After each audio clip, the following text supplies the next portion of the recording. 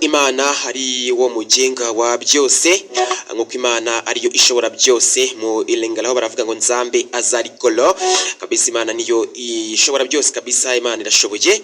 Niyo mpamvu natwe tuvuze tutireka dutangira ikiganiro cyacu twishyira mu maboko y'Imana. Ni indirimbo yitwa ngo mu gitondo bayi B-Boy ibagereho kandi muyishimire. B-Boy ati mu gitondo ni Radio Icyizere, mukomeje gutega amatwi agenda twinusaba imenye Imana success ikomeze murongerwe na kino kiganiro turimo The New Page hamwe na Radio Icyizere.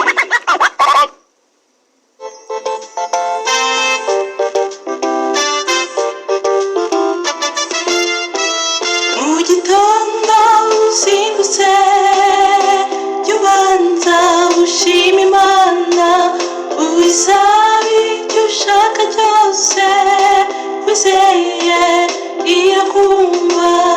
Iyo Mana ntakitakoze